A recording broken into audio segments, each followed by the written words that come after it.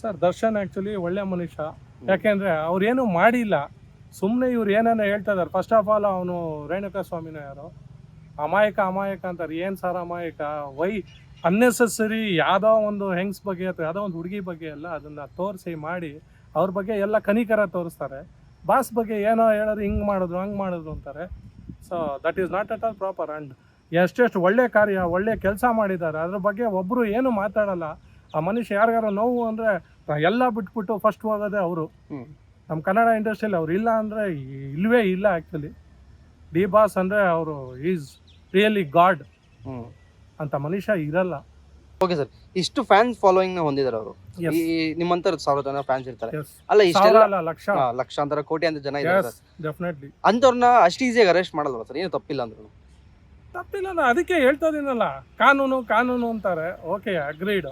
But ಇನ್ನು ಅವ್ರೇನು ಏನಂತಾರೆ ತಪ್ಪು ಮಾಡಿದ್ದಾರೆ ಅಂತ ಯಾರು ಪ್ರೂವ್ ಆಗಿಲ್ಲ. ವಿಚಾರಣೆ ಇದೆ. ಇವಾಗ ನಮಗೂ ಅಷ್ಟೇ, ನಮ್ಮ ಮನೇಲೂ ಅಕ್ಕ ತಂಗಿ ಹೆಂಡತಿ ತಂಗಿ ಯಾರು ಇದ್ರೆ ಎಸ್ ವಿ ಫೀಲ್ ಆ ಟೈಮಲ್ಲಿ ಏನೋ ಒಂದು ನಡಿಬಾರ್ದು, ನಡೆದಿದೆ, ಕೆಟ್ಟದಾಗಿದೆ. ಬಟ್ ಇವರೇ ಮಾಡಿದ್ದಾರೆ ಅಂತ ಏನು ಇದಾಗಿಲ್ಲ ಇನ್ನು.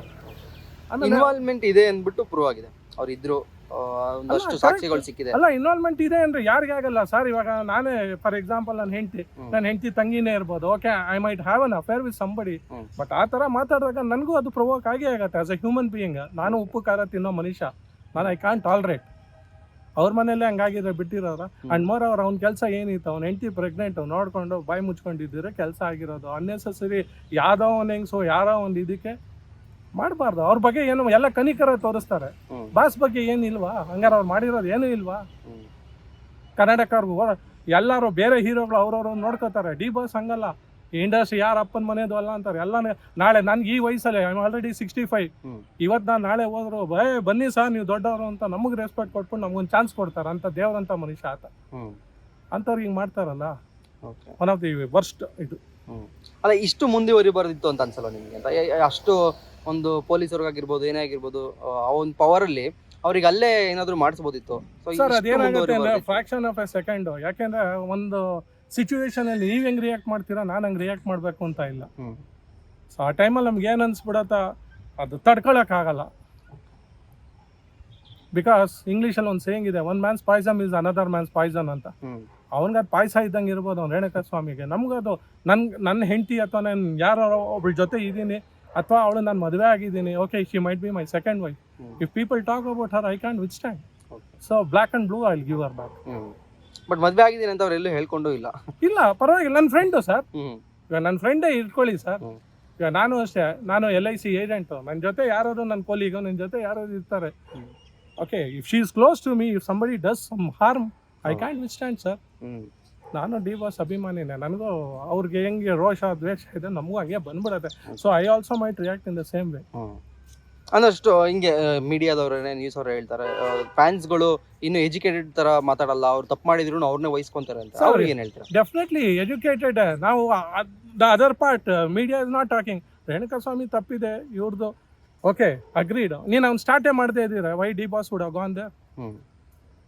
ಸ್ಟಾರ್ಟಿಂಗ್ ನೀವಲ್ವಪ್ಪ ಮಾಡಿರೋದು. ನೀವು ಮಾಡಿಬಿಟ್ಟು ಅದಾದ್ಮೇಲೆ ಅದಾಗಿರೋದು. ನೀವು ಅದ್ರ ಬಗ್ಗೆ ಮಾತಾಡೋದೇ ಇಲ್ಲ. ಯಾವ್ದು ಕ್ಲೋಸಿಂಗ್ ಇದ್ರಲ್ಲೇ ನೀವು ಮಾತಾಡೋದು. ನೀವು ಸ್ಟಾರ್ಟೇ ಮಾಡಲಿಲ್ಲ ಅಂದರೆ why will I start sir?